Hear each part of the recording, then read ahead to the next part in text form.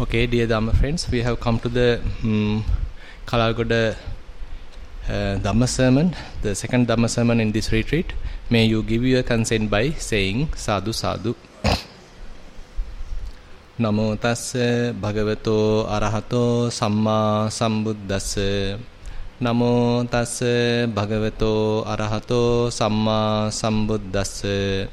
Namo tassa bhagavato arahato samma sambuddhassa. Yattatitang manyussava nappavatanti manyussave khopana appavatamane munisantoti vucchati ti. Dear Dhamma friends, as you all can remember, we have taken a particular sutta which is called Dhatu Vibhanga Sutta in this retreat, and we were discussing that for several months. And actually we have come to the deepest areas of this sutta. And just to summarize what we did so far, so Buddha met Venerable Pukkusati on the way to Shravasti, and then Buddha starts to deliver certain Dhamma sermon to Venerable Pukkusati, and at that time Venerable Pukkusati doesn't know who he is, or he didn't really recognize the Buddha. And rather than recognizing himself, what did Buddha do is that simply present the Dhamma. So probably you might have heard that there's a beautiful saying telling that Yo Dhammam Passati So Mam Passati. The one who sees the Dhamma, who will see the Buddha. So it's a beautiful way of understanding Buddha, because simply telling that I am the Buddha, I am with so many qualities and also so and so, it is not the way of Buddha's way. Rather, he present his teaching, what he understood, and how he penetrate the samsara, how he overcome suffering. So he is more interested in telling that information, sharing that message. And when one really understand that, when one is able to realize that by oneself, then he sees the Buddha really deeply. So the same approach Buddha has taken here. So even though the Venerable Pukkusati is very much gone forth on behalf of the Buddha, Buddha hasn't tell that I am the teacher, I am the supreme person. Rather, he simply very humbly present what he is his teaching, and then Venerable Pukkusati is slowly developing his wisdom. So at the very instance, Buddha telling that this so-called person is nothing but 6 elements. The earth element, the water element, the air element, the fire element, then the space element and the consciousness element. So this is how Buddha presents this so-called person at the beginning. That is, we typically think we are so and so, we are from this clan, we are from this country, we are from this village, we are from this city, like that we have so many differences. But Buddha telling that Venerable Pukkusati, even though we have so much of such conventions, in reality, the so-called person, the man or woman, whoever, is just nothing but 6 elements. And then he is explaining the same approach. So-called person is nothing but 6 sense bases, ear base and the respecting vision or the eye contact. Then the eye base and the vision, the ear and the sound, nose and the smell, tongue and the taste, body and the tactile sensations, mind and the mental objects. So these are the sense bases, and so we all can understand, even though we have so much of different experiences, we can drill it down, or we can narrow everything down to these 6 sense bases. And another way Buddha explaining how our mind works, Attarasa Manopavichara Bhikkhupuriso, where how this mentally how we work. When we see something, we are experiencing it, we are seeing more and more about it in order to be happy, to derive some joy through that. So likewise, when we see something, we are more into observation, more into get involved with what we have seen. Similarly, when we hear something, we are trying to get some happiness, some joy through that. So we are sort of involved and hearing that. Similarly, when we are tasting something, we are trying to get some joy through that. So we are get engaged with that sensory experience, and we are tasting it. Similarly, so all the sensory experience, there's a mind involvement. So mind is sort of exploring the sense impingement. So the mind is always sort of established. Mind is always hindered by all this information. So it's very much like clouded mind. So when we are seeing, so mind is clouded as well as crowded with this information. Similarly, when we are listening, so mind is occupied with all these sounds and the sounds related very much details, information coming through that. So the mind is really occupied even when we are going through other sensory experiences. So that is another analogy Buddha is giving. Then he is going to a very deeper area. So how one can see a practitioner, that would be more important for us.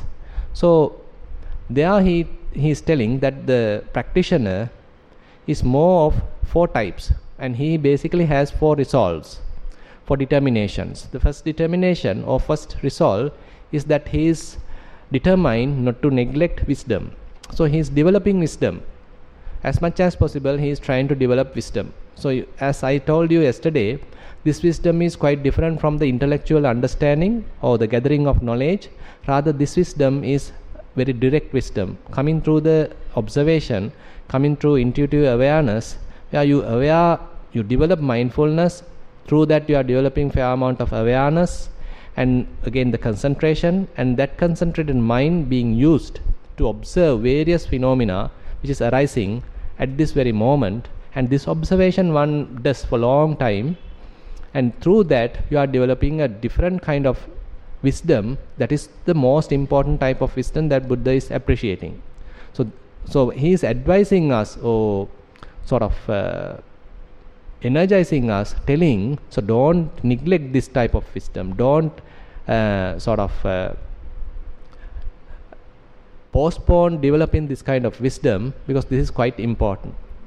And then he is leading to the next stage, telling Saccadittano, where one has to preserve the developed peace, the developed kind of the resting area, sort of unattached nature of the mind, restful nature of the mind, unassociated nature of the mind. So one has to protect that, because typically it is quite difficult sometimes to understand it, because we may be involved with meditation, we may be, say, effortfully practicing, and sometimes we don't know the real balance.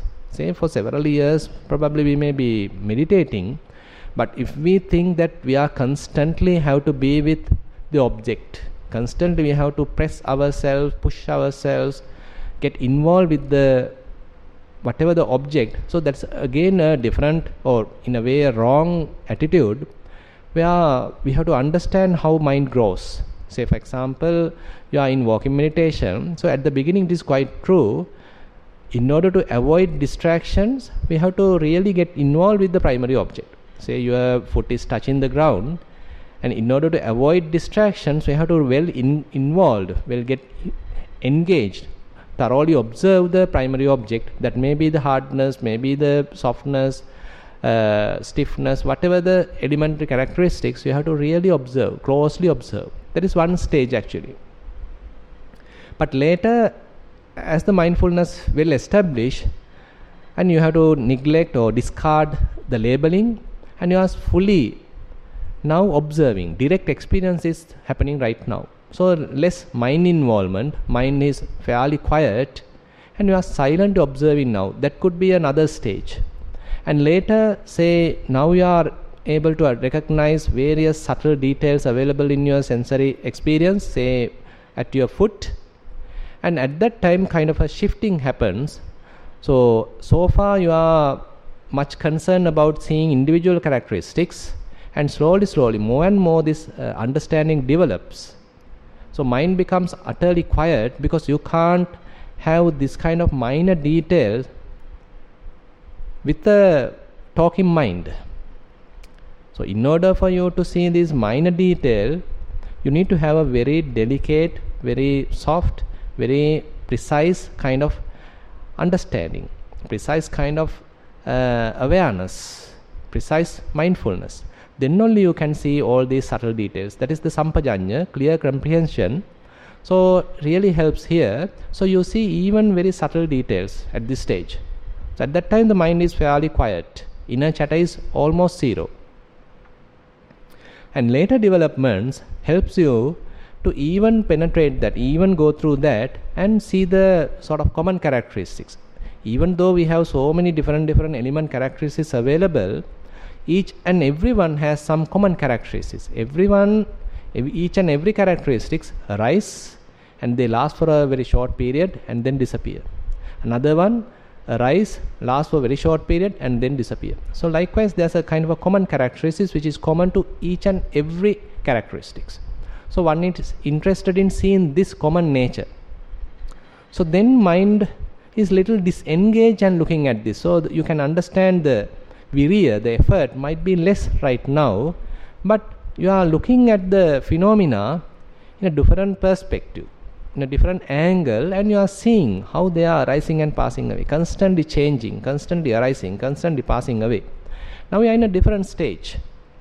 So as a result of seeing this nature, as things as they truly are, then Buddha says, when yathabhuta jnana dassana arises, that means when one sees the things as they truly are, kind of a disengagement happen, kind of a disenchantment happen, detachment happen, dispassion arise, so that the mind now disconnects from this experience. Experience is there, but mind now loses its detail. It's like now blurred, like someone else's experience, distance experience, kind of distant observation. So that's another stage. So at this time, if you are pushing yourself back to the object and trying to grab the thorough details again, then you are in a way harming the growth.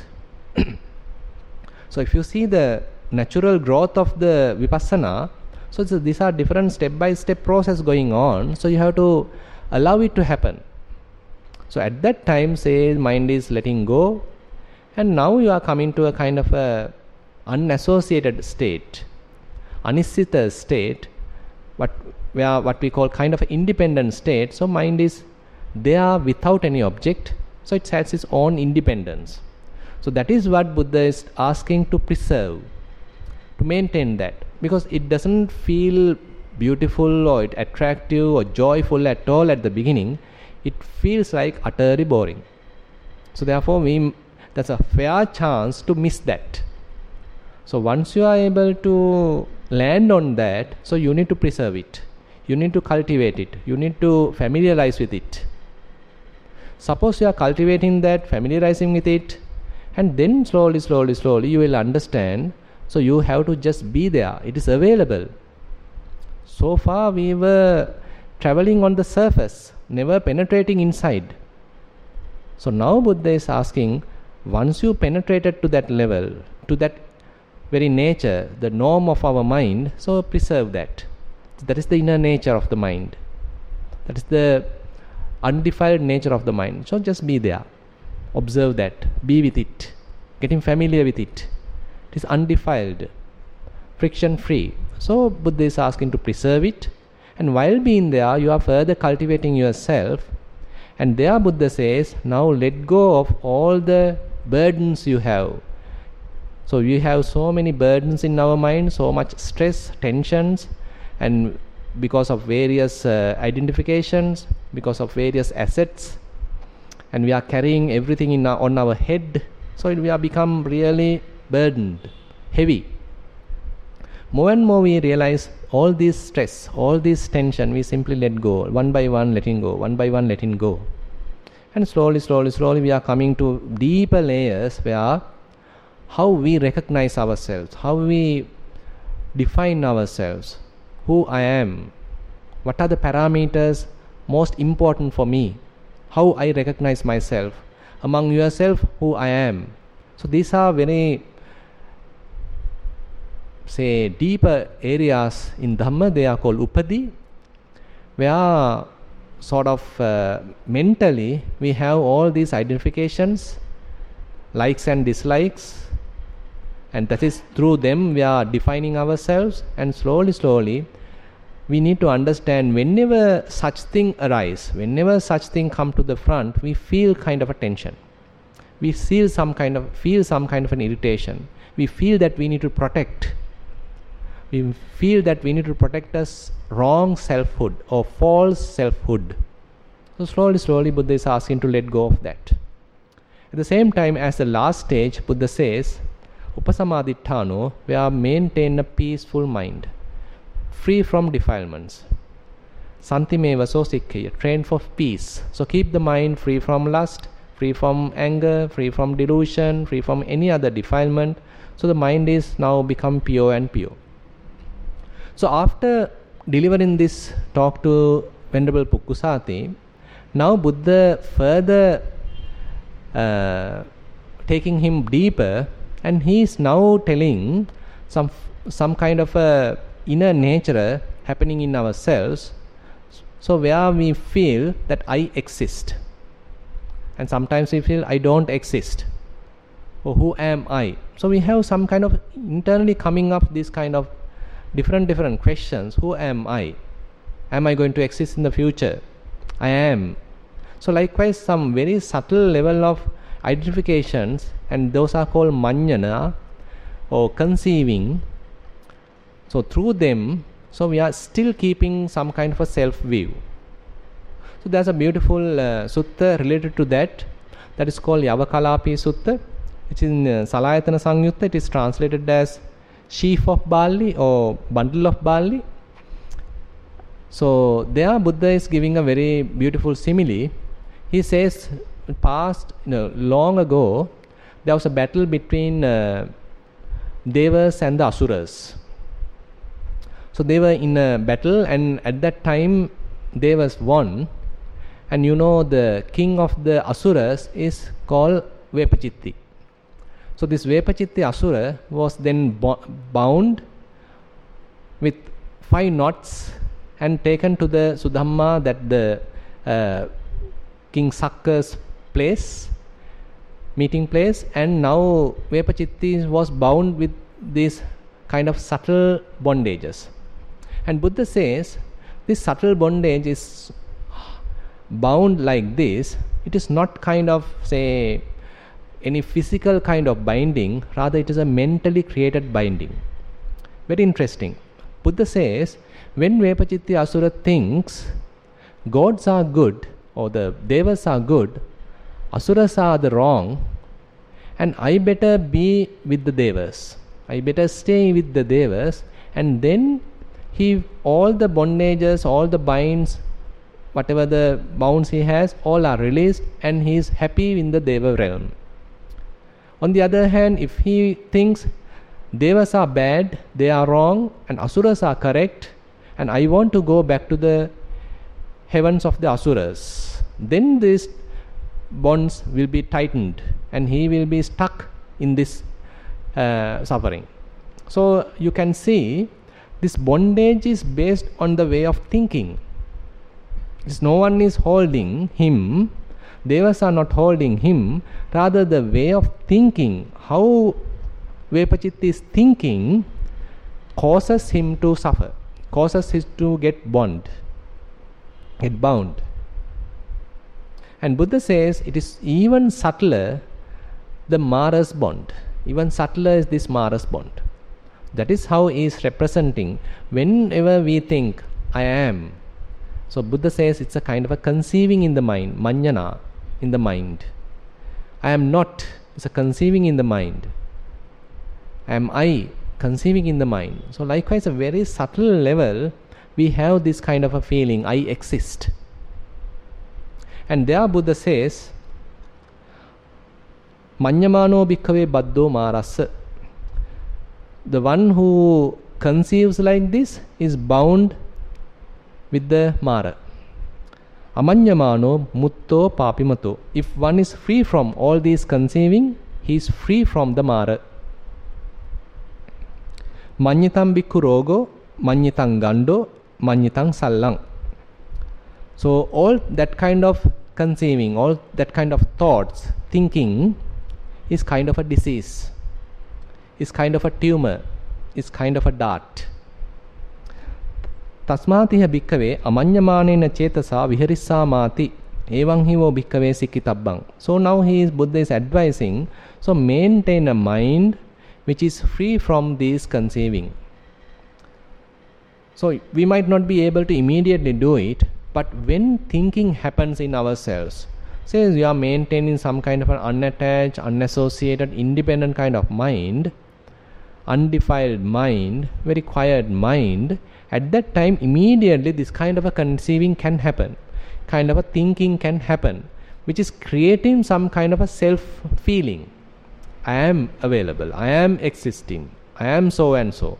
So with this kind of very subtle level feeling arise. So Buddha says, try to overcome that, or simply disclaim that, and keep the mind again free, keep the mind again independent, keep the mind again unassociated. Sabba manyitananteva samatikkamo munisantoti uchati. So if one is able to slowly overcome all these things, if that person is entirely free from all these conceiving, he is called Munisanto. That is means the person who is extremely peaceful, he is nothing but the Arahant. Yattatitang manyussa va nappavatanti manyussa vekopana appavatamane munisantoti vichati. So the four kind of foundations that we have explained so far, the four foundations, that is the first one, don't neglect wisdom, so therefore develop wisdom, that is the first one. The second one, so maintain that peaceful nature, that is the unattached nature, that is the second one, and you preserve it, and as much as possible you keep your mind there. And then Chagaditthano, where you cultivate relinquishment, you recognize where you are being recognized, you are being identified, where your mind become burdened, stressed, tensed. So you simply let go of those things and become tension free, stress free, relaxed. That's the third one. The fourth one, so maintain undefiled mind. Whenever lust arises, let go of that. Whenever greed arises, let go of that. Whenever anger arises, let go of that. Whenever kind of entangled arises, let go of that. Whenever some kind of conceit arises, recognize and let go of that. So likewise, you are addressing slowly, you are addressing all the defilements. And if one is practicing all these very fine level resolves in the mind, kind of determinations, how one has to maintain this practice. If one is doing that, then Buddha is telling, so when one is well established on these foundations, then one ultimately will be free from all manjana, all conceiving, all this I-based thinking. And then he is an Arahant, and he is the sage at peace. So in a way, now Buddha is taking Venerable Pukkisati to higher levels of understanding, higher levels of wisdom. And after telling that, there's another beautiful area Buddha is taking him. He says, Munikopana santo na jayati, na jiyati, na miyati, na kuppati, na vihesati. So fairly deeper areas, anyway interesting. So Buddha says, so when one resting or when one dwells in this kind of a very peaceful state of mind, Buddha says he is not born, and he is not aging, and he is not dying, and he is not shaken, and he is not yearning, he is not become tired. So this is a very interesting area. So probably we might question, so how he is not aging, how he is not dying, how he is not shaken? This is kind of a questionable area. So in order to solve this question, I thought of referring a different sutta, which is called Channovada Sutta. At that time, Venerable Channa was fairly ill. So Venerable Sariputta and Venerable Ananda visits him, And they understood Channa, Venerable Channa was in a almost in the death, last breath, and they are giving a very precise, very short, to the point teaching. There Venerable Sariputta tells to Venerable Channa, Nissitassa chalitang, anissitassa chalitang natti. So I'll translate. So when one is dependent, so he's wavering. Nissitassa chalitang. So when one is dependent on anything, when one is associating anything, there's a wavering for him. Anissitassa chalitang natti. When one is not associating, when one is independent, there is no wavering. Chalite asati passaddi. When there is no wavering, then there's a tranquility. Passadya sati nati nohoti. When there is tranquility available, there is no bias in the mind. So the mind is tranquil, mind is happy, mind is gentle, mind is sort of less weight, and you feel floating like, and there is no bias. Mind doesn't want to go here and there. That is the next one. Natiya asati agati gati nohoti. When there is tranquility available, there is no bias. Since there is no bias, there is no coming and going. Agati gati nohoti. Agati gatiya asati chutupapato nohoti. When there is no coming and going, then there is no arising and passing away. There is no arising and ceasing. Chutupapate asati neva idha na hurang na ubhaya mantareva. That means when there is no that kind of arising or dying or having birth and then dying, when there is no such kind of birth and death, then I is not there, I is not beyond, and I is not in between. Esevanto dukkassa. This is the end of suffering. So very, very subtle way of giving a teaching. So Venerable Sariputta is giving this teaching to the Venerable Channa, who is almost passing away. And then Venerable Sariputta returns and then told the story to Buddha, and Buddha tells that Venerable Channa now has passed away as an Arahant. So you can see a very crux of the teaching Venerable Sariputta is giving to Venerable Channa. Similarly, Buddha giving the same teaching to the monks and related to the Nibbana, and again available in Udana Pali, in Kuddaka Nikaya. So it's a fairly deeper areas. So how one can maintain kind of a relaxed mind, how one can maintain unassociated mind, independent mind, it has a long path, it has a long way. And that is what it is telling. If one is maintaining that independence, then there is no wavering in that mind. There is no coming and going. It is tranquil. And when there is no coming and going, then there is no becoming. There is no state of becoming. Because the mind is utterly happy there. Mind is sort of contented there. There is no need to go out. This just be there, just being there. And there is no I making, there is no mind making, there is no self-identification while being there. And Buddha says that is in a way free from suffering. So if someone is developing this kind of practice, then one is more and more having a kind of stress-free mind, defilement-free mind, and we are very much practicing according to those 4 foundations, those 4 resolves as Buddha has mentioned in this Dhatu Vibhanga Sutta. So after telling all these things to Venerable Pukkusati, fairly deep teaching, and Venerable Pukkusati understood this is the teacher. So this is the Buddha, this is the supremely enlightened person. And then what happened was he raised from his seat and bowed in front of the Buddha and asked forgiveness. So far he haven't recognized him, but through the Dhamma now he recognized he is the Buddha. In front of is the supreme teacher. Out of compassion came all this way to help him. So now Venerable Pukkusati recognized the Buddha, and he is asking forgiveness because so far Venerable Pukkusati is addressing the teacher, addressing the Buddha as a friend, like an avuso, just as a friend, okay, just as a, in a casual way he is addressing Buddha. So he is asking forgiveness from the Buddha, and he is telling that I couldn't recognize you, so please forgive me for my transgression.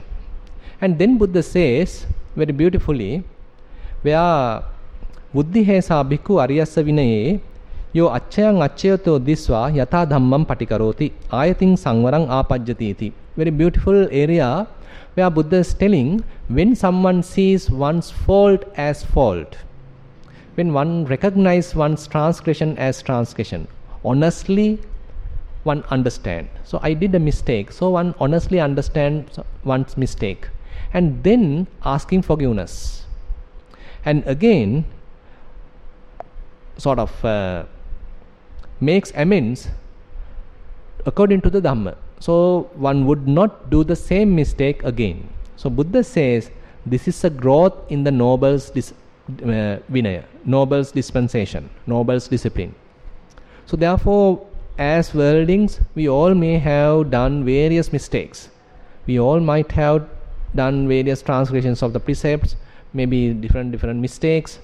But if we honestly understand these mistakes, I did this, but now I want to correct myself. I want to forgive the other people, want to maybe apologize them. So if we honestly doing that, then it is a growth for us. So we don't need to every time regret on what we have done.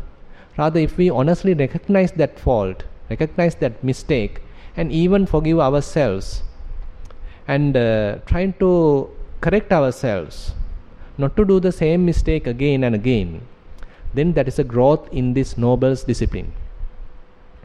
And then when Pukkusati is asking the going forth from the Buddha, the high ordination, and Buddha is asking, typically in order to get high ordination there are certain prerequisites, and Buddha is asking, are you fulfilled with all these prerequisites? And then Venerable Pukkusati says, no, I don't have those requisites. And then Buddha is telling that I can't give you high ordination unless you have these prerequisites. And then Venerable Pukkusati going out of the scene, and now he is going in search of these requisites. At that time, he being hit by a wild cow, and he got passed away. And interestingly, after his passing away, the other bhikkhus get to know Buddha alone visited to meet Venerable Pukkusati and given a short sermon, and after a while Venerable Pukkusati passed away. So they were in a puzzle, so what happened to him? So what is his next birth? Now they are approaching, the other bhikkhus are approaching the Buddha and is asking, Bhante, that you have gone to this particular place, this potter's storehouse, and you have delivered a certain teaching to Venerable Pukkusati, and immediately, almost in a short time, he passed away. So what was his next birth? And then when the Buddha says, he is very intelligent, talking about this Venerable Pukkusati, he is very intelligent, he didn't ask so many questions, he was carefully, attentively listening to me, and at the same time he is realizing, and he became a non-returner and born in pure abodes. So he has become an anagami. So fairly deeper teaching, therefore, contains so much of sections or stages in the Dhamma, particularly in Vipassana. And you can see when Pukkusati has developed himself and attained non-returner and then passed away. So with that, actually this sermon ends, this Dhatu Vibhanga Sutta ends, but it gives a lot of information for practitioners. In one side, it talks about the this Dhatu Manasikara Bhavana, where the four element meditation. On the other hand, different representations of so-called person, maybe related to the elements, related to the sense bases, related to the way of mind operates. And again, it talks about the consciousness, how consciousness works, and related to that, Buddha talks about the Vedanānupassana, the meditation related to the feeling, and then he is explaining very, very profound, deeper practice as 4 foundations, as 4 determinations or 4 results that one needs to maintain in one's higher practice. So if one is maintaining this, if one is keep these teachings in the mind, so we hardly go wrong, because Buddha has given this teaching very clearly. It's available in Majjhima Nikaya. So if one recognize this teaching, understand what is really the content of it, and practice accordingly, and we ourselves can experience at least to some extent what Buddha is telling. So if we can understand that, and if we may be at different stages, we might not be in the same level, we might be at different stages, but all these stages very much included in this Dhatu Vibhanga Sutta. Say for example, you are practicing Anapanasati and observing breath, and you may feel certain element characteristics. So it is there in this sutta, at the element characteristics. And again, suppose you are observing feelings, you are doing some Vedananupassana. So it is included fairly in this sutta. So what is the attitude one has to maintain? What is the approach that one has to maintain? And even when one goes through the higher stages where one can maintain some kind of a independent mind, so what next has to do? So having independent mind is very short, because we have fair amount of defilements constantly attacking us, and so then and there we need to protect the mind. We need to address those defilements. We have to cut through those defilements, and without using wisdom, we can never overcome defilements. Just by being in a samadhi, or just by praying, or just by asking, we can't penetrate the defilements or overcome the defilements. But rather, then and there, when the defilements are arising, then and there, if we are applying wisdom and again taking our mind back to the undefiled state, so that is the approach that one has to take. It may take time. So there's a beautiful simile telling about the time. So probably you might think, okay, the practice now I know, so then if I am practicing it for say several years, definitely I can become an arahant. So this can be another argument in your mind. So probably you can compare the practice to another simile which Buddha is telling. Say, it's a beautiful simile he is giving. Buddha is telling that there's a chicken available, and he has now put 10-12 eggs, and he is not protecting it, rather going here and there, not giving enough say warmth to the eggs. Suppose after 2 weeks or something, now he is expecting that his chicken may come out either through penetrating through the peak, or somehow it is now coming as little chicken. So would that happen? They can't come out because the hen, the mother chicken didn't give enough warmth to those eggs. So the practice hasn't done. Even though he has a desire, she has a desire to see the children, so nothing will happen. So on the other hand, suppose she has simply being on top of the eggs and given the necessary warmth, and even if she doesn't expect, they may come out when the time goes, because the practice is there. She has done what is necessary to do. So similarly, Buddha says there may be a practitioner and he likes to have completely be free from defilements. He is expecting that, but it may not happen till all the necessary qualities are being developed. So we have to do something. We have to cultivate our mind. So it may not happen immediately. So on the other hand, if someone is practicing, developing the inner qualities, then Buddha says even one doesn't need to have any kind of a big expectation. Still, when the causes are available, when they are coming to the fruition, then the result is available. Result may come. And another simile Buddha says, say there is a kind of a carpenter, he is using an axe, and daily he is using an axe for this whatever the carpentry work. Suppose daily he is using this carpentry work, a particular axe. After several years, he found the handle of the axe has fairly worn out. Now he can't use it anymore. Now he has to fix a new handle to it. And Buddha is asking, within a day, because of his touching of the hands, how much amount of material has worn out in a particular given day? Can we measure that? It is impossible. But at the end of several years, constant usage of that axe caused him to wear out.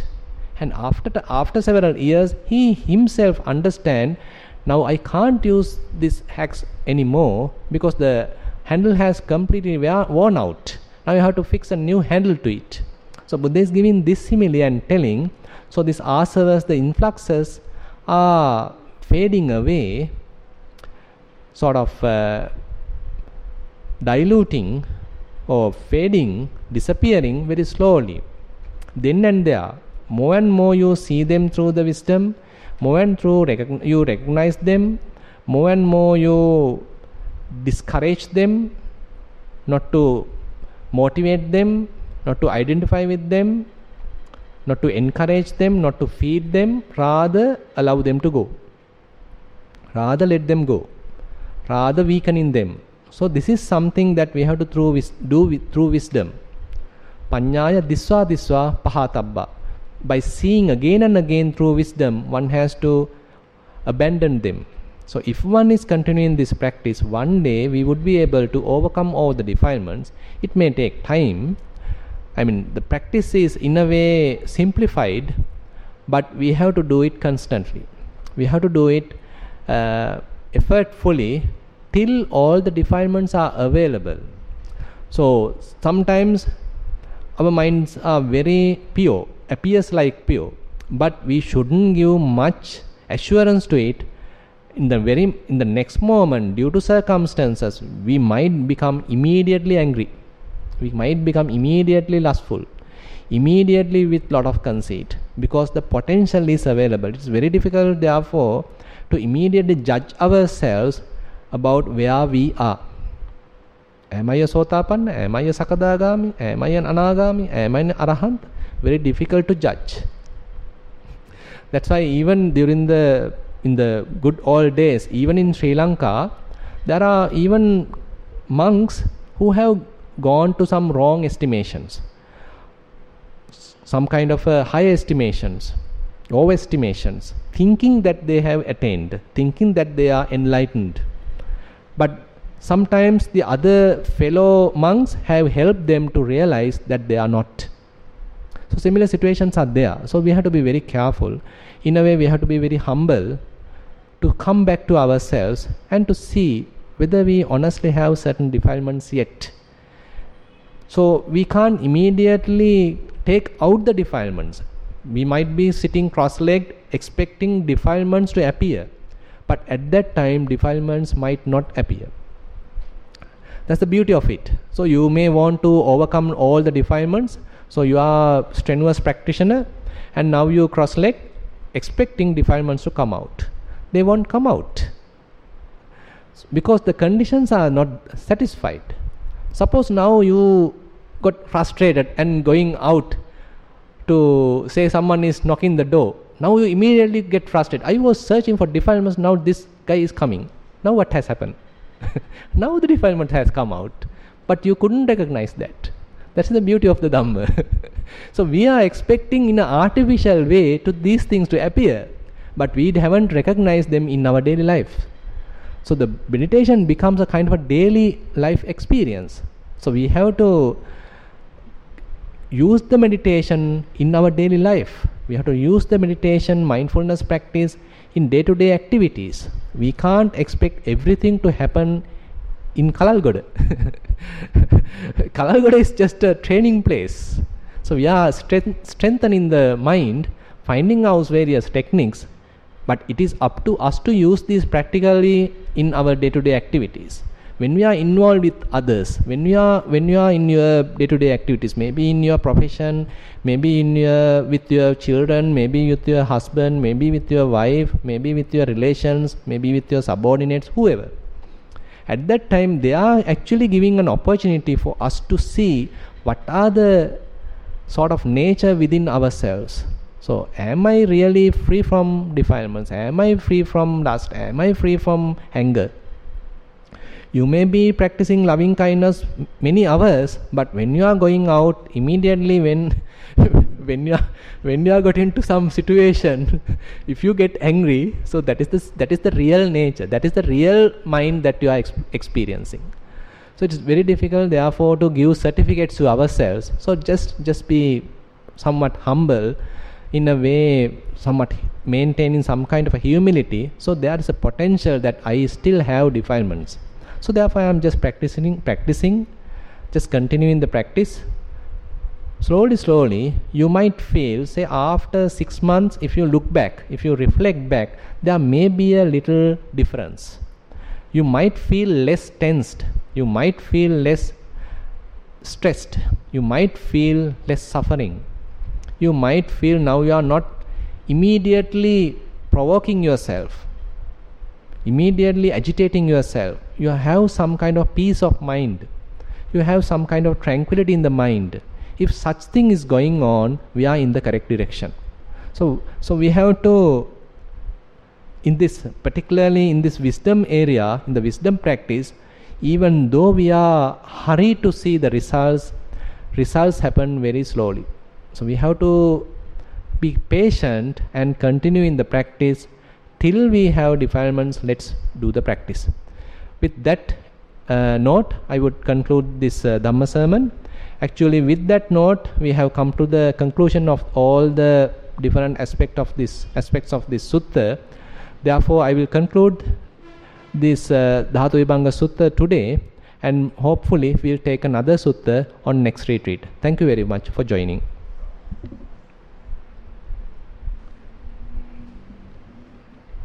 So we have a small sharing of merits. Probably you can remember on 24th is the tsunami day. So if you can recollect back, 14 years ago there's a disaster happened in the coastal area in Sri Lanka and several other countries, and thousands of people have passed away almost immediately. And this yogi also has lost her husband as well as children. Husband Jayanta Muthumala, and children also passed away in 2004, 26th. So all the merits that we have accumulated so far, so let's transfer to all these people who have passed away in several years ago. Similarly, we have accumulated a lot of merits through meditating as well as listening to Dhamma sermon and participating to Dhamma discussions. Let's transfer all these merits to all the living beings, all the passed away relatives, all the celestial beings, and again let help these merits also for us to be free from suffering. While keeping these good wishes in our mind, let's recite the traditional verses. Ettavatacha amhehe sambatang punya sampadang sabbe deva anumodantu sabba sampatti siddhya. Ettavatacha amhehi sambatang punya sampadang sabbe bhuta anumodantu sabba sampatti siddhya. Ettavatacha amhehi sambatang punya sampadang sabbe satta anumodantu sabba sampatti siddhya. Akasattha ca bummatta deva naga mahiddhika punyantang anumoditva cirang rakkhantu sasanang. Akasattha ca bummatta deva naga mahiddhika punyantang anumoditva cirang rakkhantu desanang. Akasattha ca bummatta deva naga mahiddhika punyantang anumoditva cirang rakkhantu mamparang. Idang vo ñātīnaṃ hotu sukitā hontu ñātayo. Idang vo ñātīnaṃ hotu sukitā hontu ñātayo. ඉදං වෝ ඥාතීනං හෝතු සුඛිතා හොන්තු ඥාතයෝ ඉමිනා පුඤ්ඤ කම්මේන මාමේ බාල සමාගමෝ සතං සමාගමෝ හෝතු යාව නිබ්බාන පත්තියා ඉමිනා පුඤ්ඤ කම්මේන මාමේ බාල සමාගමෝ සතං සමාගමෝ හෝතු යාව නිබ්බාන පත්තියා ඉමිනා පුඤ්ඤ කම්මේන මාමේ බාල සමාගමෝ සතං සමාගමෝ හෝතු යාව නිබ්බාන පත්තියා සාදු සාදු සාදු